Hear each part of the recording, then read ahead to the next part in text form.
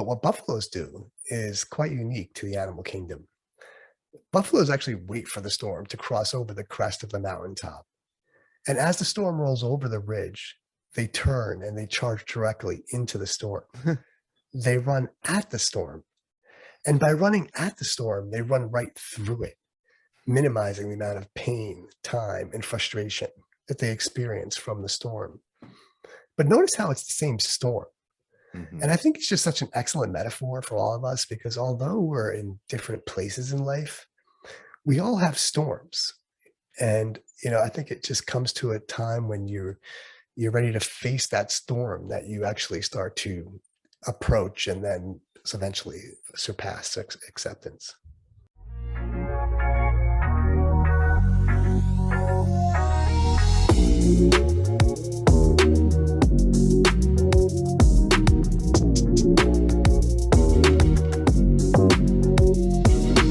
Let's hit pass them in today. I think we're gonna do a great job. What's going on, guys? Welcome back to another episode of the Modern Man Podcast. Thank you for taking the time. It's an honor to have you. And this is a podcast about putting wind in each other's sails and becoming the best men we could be in our everyday lives. So go ahead, hit that subscribe button to catch a new episode every single week. We are all about helping men reach their full potential, and we do that by putting wind in each other's sails. Joining me today on the podcast, Phil Cohen, to put some wind in our sails, man. Thank you for taking the time. Yeah, it's a pleasure to be here, Ted. Thanks for having me on. Yeah, absolutely. And before we start sharing some of your story and some of the work that you do with other men and the coaching that you do, I'd love to give you an opportunity to introduce yourself to our audience and kind of dig a little bit deeper into who you are. Sure. Yeah. So I'm originally from New York, born and raised. Now I live in Southern California. Mhm. I am the youngest of three boys, and much like the babies of the family, I've got myself into a lot of trouble. I was a bit of a wild child as a kid and finally grew out of that, I think, in my late teens. I married my high school sweetheart in my mid 20s, and on January 2001, I had my first and only child, my son Perry. And Mhm. I would say that was definitely the happiest day of my life because I always knew that I wanted to be a father, and then I was. Yeah. Uh, most of my professional identity, I've mostly identified myself as an entrepreneur slash VP of sales. Started and sold two businesses, and most recently quit a VP sales role with a global technology company to pursue what I feel like God has called me to do, and that's really helping others through post-traumatic growth and finding growth past some, traumatic experience. Yeah. I see you're also a TEDx speaker, and I watched your talk. Has over Mhm. 150,000 views on YouTube, and you share the story of grief and um why maybe the initial thought process of what a journey through grief might look like could be misleading, and you do so through a powerful story of your own, which I would kind of love to jump into for our listeners and our watchers, because you know you mentioned what we identify ourselves as, and it could be a hard pill to swallow when our reality changes. Yeah, so that journey began on July 24th, 2015, when my would have been at that time 14 and a half-year-old son that I mentioned earlier, my son Perry and his close friend were last seen leaving the Jupiter Inlet, which is an inlet in South Florida that goes from the Intracoastal out to the Atlantic Ocean. They were last seen on a 19-foot fishing boat.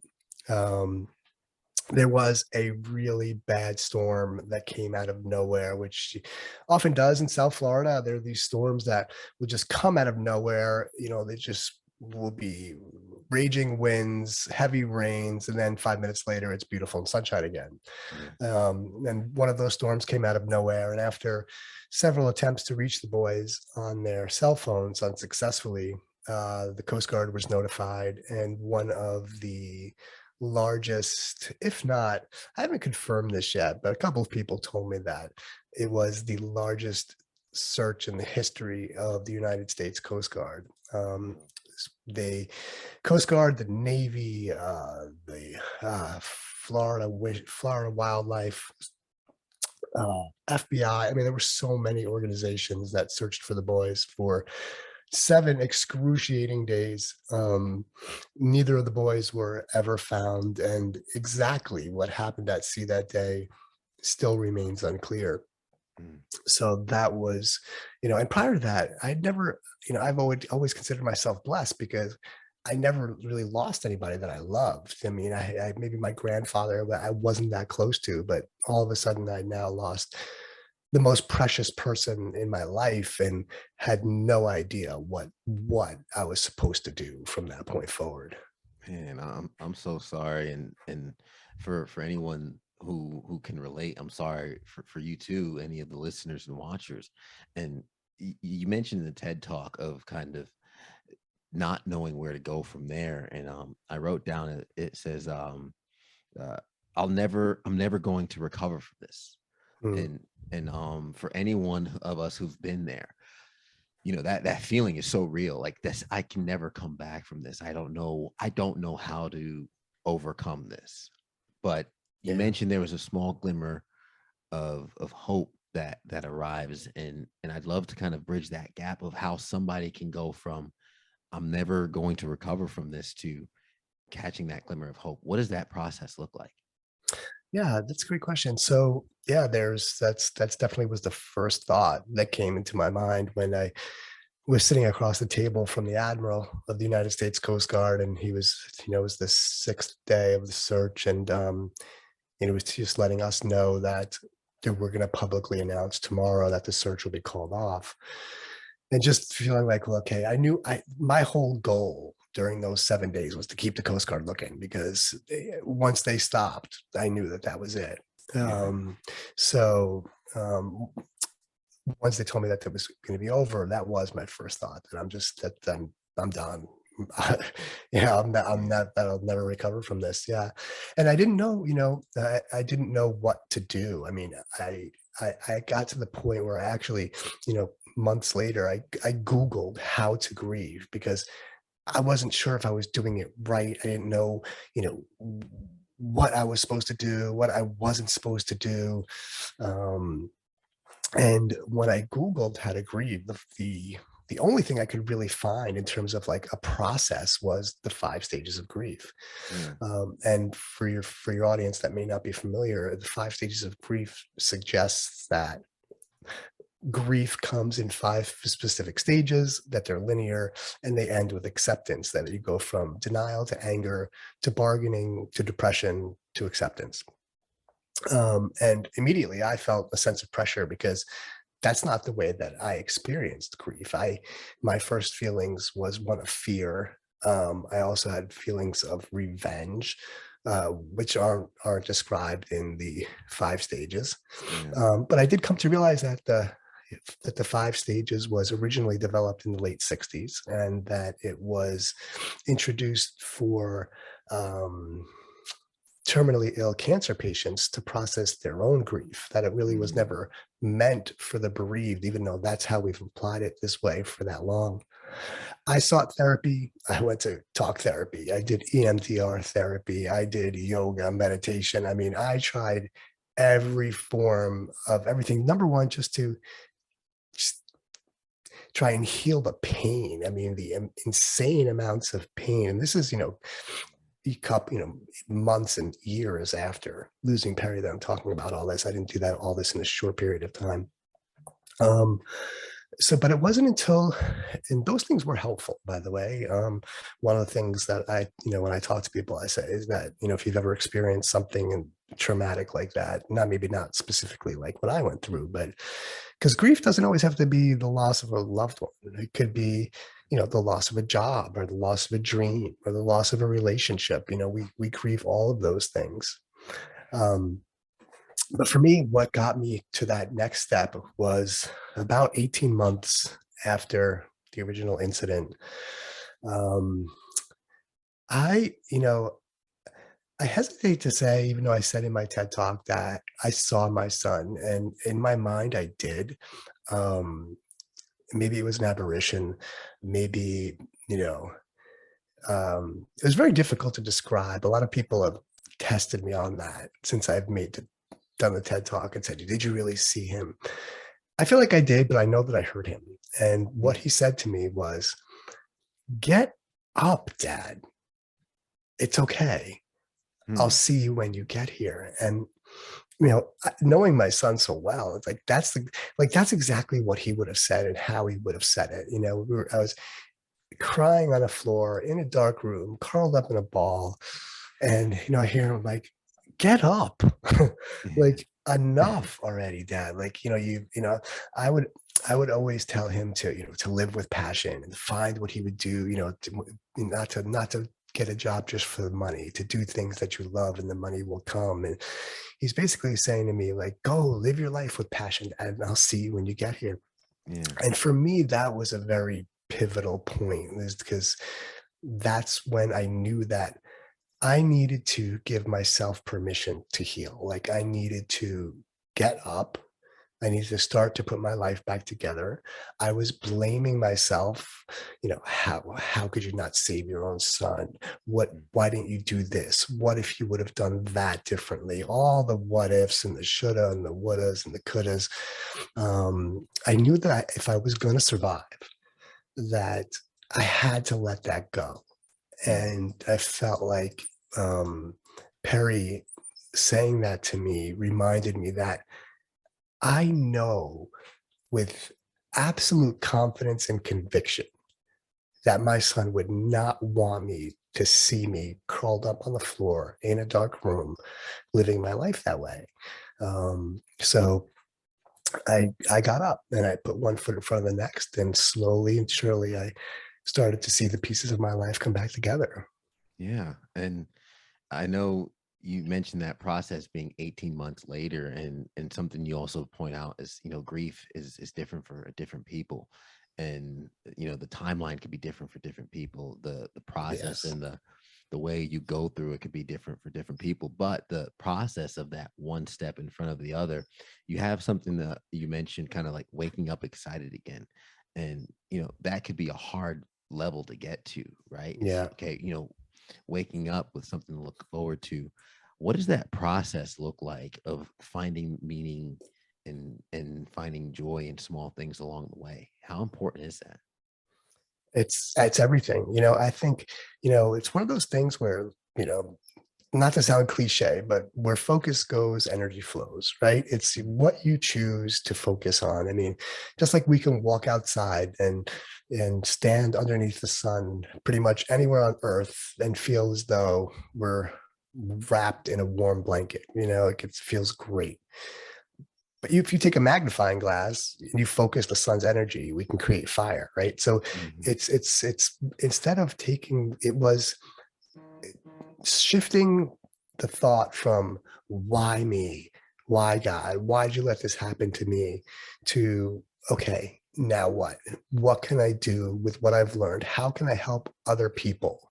And all of those thoughts, like all of the thoughts on this what I call a grief continuum. mhm. So if acceptance was in the middle and everything to the left of it was negative feelings, the denial, anger, bargaining, depression, helplessness, worthlessness, feelings of wanting to kill yourself, all of that is self-centered. Like that's all you thinking about you. Mm, And the second you start to think about, okay, how can I think about forgiveness? How can I think about helping other people? How can I think about purpose and passion on the what's on the other side of acceptance? You're starting to think others centered. So I think once you, although I do believe asking why is a valid question for a mm, period, but it's not a place you want to live. mm. Eventually you gotta make a conscious decision not to live in that place. Yeah. How do you find the gifts in the grief? You mentioned that grief has gifts, and then finding that could definitely be an obstacle for folks, and especially for men who might not even dig into that pain in the first place, which Yeah. we could touch on in a second. But how do you find the gifts in the grief? I think by being, number one, not focusing on only you, and how you feel, and to think about, like I said earlier, my professional identity was one of an entrepreneur, and I'm Phil Cohen, VP sales. I run sales teams for technology companies. That's the way I've basically always identified myself. And then, over the last, now it's been almost 7 years, but, years after losing Perry, people would come to me and they would just start asking me questions like, how are you even surviving right now? Like, how are you walking around? How are you even having a smile on your face? Like, and you know what? At first, I didn't know how to answer that question. Um, um, other than saying, I saw my son, he told me he didn't want me to live this way. And I feel like, sometimes how we grieve can also be how we choose to honor the ones that we've lost. Um, because I said, I know you didn't want to see me that way. And then, and talking to so many, both men and women, I realized the stories that I'm sharing and the things that I'm doing are helpful. And I've had so many people come back to me and be like, man, what you said to me the other day really helped me a lot. Really helped me get past, what I was thinking about. And even at my TED talk, there was one woman who I'll never forget. She came up to me afterwards and just grabbed my hand, and she was holding my hand in my right hand in both of her hands. And I kind of was like almost like pulled away, but she was grabbing me so tight. And she said, like, she goes, I just lost my father. She said it was like about 2 years ago. And she goes, I've been in such deep despair. And everything that you just said really helped me. And I just want to thank you. And she started crying and I started crying. So for me, one of the gifts that I found is I feel like my true purpose, although, man, I would give anything to have my son back. I mean, Yeah. it's not like, I would reverse anything to have him back and to see him again. But having gone through what I've gone through, I realized how I can help other people, and helping other people has brought me an immense amount of joy and purpose and passion that I never would have found otherwise. So yeah, I think Yeah. it's keeping your eye out for it as well. Yeah, and that gift in terms of how you pour into others. I know you work with men a lot who notoriously sometimes swallow their pain, or they don't necessarily acknowledge or grieve right away. They kind of compartmentalize it and go on about their day or their business as if nothing Yeah. happened, and that could be dangerous. Why have you found that a lot of men kind of guess hide their pain or shy away from it? I think partly because, we're brainwashed as men, right? To believe that, real men don't cry or share our emotions with other people, or we don't seek therapy. Like, no, we're men. We're supposed to tough it out and suck it up. But Hmm. grief doesn't work that way. I don't care. You cannot outrun it. You cannot outsmart it. I pushed it down in the beginning too. I tried to distract myself. But the thing is, you can never outrun those reminders. Yeah. You can never outflank the memories. And it wasn't until I literally stopped running from and hiding, trying to hide the pain, that things started to change for me. That I actually acknowledged it. Sometimes even just sit in it, and knowing that, it's okay to share, and that it's okay to cry, and it's okay to eventually even heal. Hmm. A lot of people I've spoken to have told me that they feel as though if they tried to move on with their life, that it would mean that they had forgotten about the one that they loved. And that is such BS. That Yeah. is such BS. I mean, that healing doesn't mean forgetting. Um, Mhm. and oftentimes, I found, especially men who've lost children, as a society, what we do is, and I've seen this play out at too many funerals, um, is we flock around mom. And I'm not saying that we shouldn't do that. I get why we do that, and why so many people flock around the moms.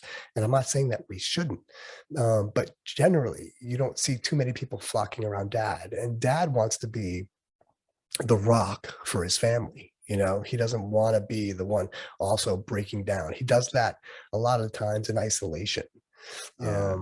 and oftentimes doesn't try to find help and tries to push it down. And I'll tell you what, I kind of liken it to trying to hold a beach ball Mm, underwater. You could do it.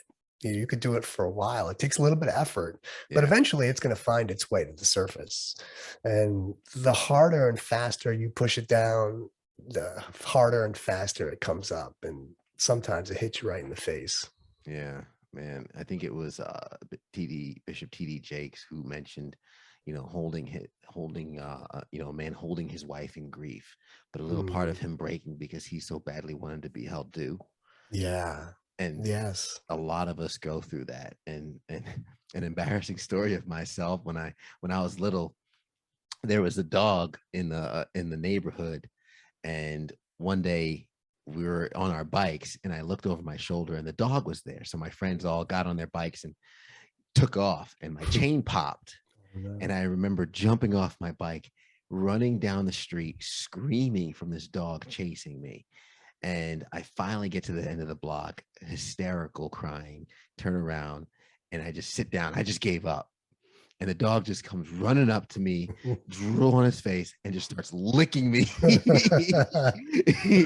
And I realized, oh, this is a friendly dog. But Uh, I wasted so much energy, so much effort running away from this mm, because of thinking it would be a terrible outcome, when it was just, I think it was like a little, like a golden retriever or something too. Like it yeah. wasn't like a scary looking dog, but It a was lot of Cujo us, when it was chasing you. yeah, but a lot of us men are like that. Like the dog being grief, we run away from it, and it's not until we kind of let it catch us that we end up getting more embraced in it. I saw a thing, someone mentioned you have the reflect, repair, and restart um, method. How is that helpful in terms of maybe embracing and accepting that grief and learning how to kind of work through it? Yeah. So when I said earlier, people would ask me, like, how did you actually, how are you, what did you do? How did you get from the deepest levels of despair to now living a life helping other people? And at first, like I said, I couldn't really answer that. So I started to think, like, what did I really do? Like, what were the steps that I took? And it would take too long to go through all of them. But, to the reflect part was to, number one, to realize that what had happened, to not run away from it, to realize that grief doesn't have stages, to know that there is no timeline, and that we don't reach a place of acceptance, and that when we reach a place of acceptance, like, we're good, okay, I got it, I fought the beast, and now I'm good. Like, grief doesn't work that way. There'd be times, even recently, I saw a movie with my wife and I was in tears crying, and that's okay. It doesn't mean that we're grieving wrong if we still find ourselves, missing that person. That we're Yeah. still, it's still okay to do that. We move back and forth through grief. You don't reach a place, we don't all start at the same stage, graduate through the same levels to eventually really, reach the same destination. It just Mhm. doesn't work that way. And the repair part is, okay, like, what do I actually do? Like, one is cultivating community, making sure that you have somebody to talk to, that you have others around you to help you. Self-care, things about ways that you can take care of yourself and things like that. And then, to react is to actually do something, because you've been through something. We've all been through something. Somebody said something to me a while ago and it stuck with me. He said, we're always most powerfully positioned to serve the person that we once were. Oh wow. So who were you, 5 years ago? What have you gone through? Chances are some of your listeners have gone through something, some sort of trauma, tragedy, major life transition, and they've learned something from that. And there's lessons that they can share with other people to help those people get through their similar trauma, tragedy, or transition. Don't just keep it all to yourself. There are lessons there that you should share. And then through that sharing is where you start to see a lot of the growth come. So that's the short version of the 3 stages. Yeah. Nice. How do you surpass acceptance? How do you surpass acceptance? Like, I think it comes back to, you know, it knowing that there once can be gifts or stages beyond acceptance, that you can find purpose or passion or a way to give back. Um, but I think, the one thing you have to be willing to do is to, like you said earlier, you may not have faced the dog, you may have been forced to because you just couldn't run any further, right? You just had to sit down and it caught up to you and realize, wow, this isn't really that bad.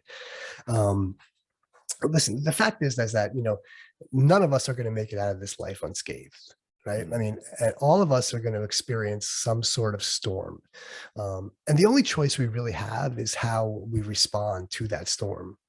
Um, and one of my mentors really helped me understand this by sharing a story about where he grew up near the Rocky Mountains in yeah. Colorado. And Colorado is one of the only places in the world where both buffaloes and cows can coexist. Hmm. And there's a fantastic lesson that can be learned about by how each of these creatures responds to storms, because both of them can sense the storm coming. Mhm.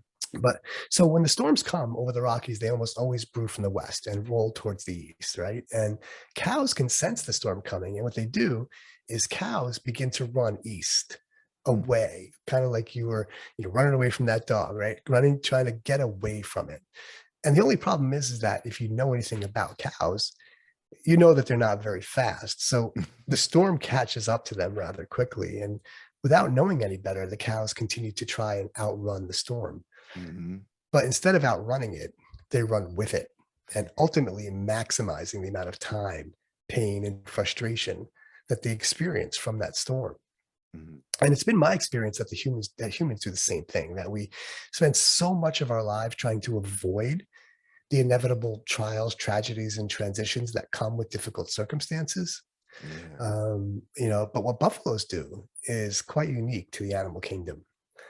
Buffaloes actually wait for the storm to cross over the crest of the mountaintop. And as the storm rolls over the ridge, they turn and they charge directly into the storm. They run at the storm. And by running at the storm, they run right through it, minimizing the amount of pain, time, and frustration that they experience from the storm. But notice how it's the same storm. And Mhm. I think it's just such an excellent metaphor for all of us because although we're in different places in life, we all have storms. And I think it just comes to a time when you're ready to face that storm that you actually start to approach and then eventually surpass acceptance. Phil, that was beautifully described. I would love for our audience to have a chance to connect with you. Use your services if they need, if they unfortunately can relate to your experience and they need maybe a little bit of a guiding light through that storm, maybe Yeah, someone to help charge it with them. I'd love for them to be able to connect with you. I'd love that. Yeah, they could do that at my website. It's just philcohen.com. That's PHILCOHEN. I have a page there where they can set up a time to chat with me, and it's free, for half an hour just to see if it's a good fit. If not, that's okay too. I'll often leave people with tools and ways to handle whatever it is that they've been through, some things that I knew that helped me or that might help them. Mhm. Yeah, maybe check out my TED Talk as well. That'd be great. Yeah, no, absolutely, and I'll have those links in the show notes below. But Phil, again, my condolences and thank you for the work that you're doing in helping others travel through this grief and charge the storm. I want to share some of the gems that you left along the way. I like to take notes during the episode for our listeners who might be driving or maybe just cleaning up the house while they're listening. But I'm never going to recover. I know a lot of us have, unfortunately, if we've been there, we can't fathom a life past the grief that we're currently in or the reality that we found ourselves in. But as vividly as Phil hears the words "Get up, Dad," you know we will eventually find our little glimmer of hope, our sign, our permission to heal. As you mentioned and so beautifully mentioned, is we all have that permission to heal. And then finding the gifts in the grief in terms of how can I help others? When we stop thinking of ourselves and start thinking about the others that we can impact and help, helping finding a way to honor those that we grieve. And then you can't outrun the storm. Healing does not mean forgetting. I definitely had to write that down. Healing does not mean forgetting. And of course, what can you do for others? And most importantly, remember the buffalo versus the cow Yeah. and run directly into the storm. Be Phil, the buffalo. thank you so much. Thank you, Ted. It's been a pleasure. Absolutely. To the listeners, we appreciate you making it to the end. I hope that you got value from this episode. If you know someone who could benefit from it, it would mean the world to us if you could share it with them. Go ahead, hit that subscribe button and leave us a rating to let us know how we're doing. We release an episode each and every week, so we're excited to see you again next time. And like we always say at the end of the episode, everybody wants the sunshine, but they don't want the rain, but you can't get the pleasure without first the pain. Let's grow.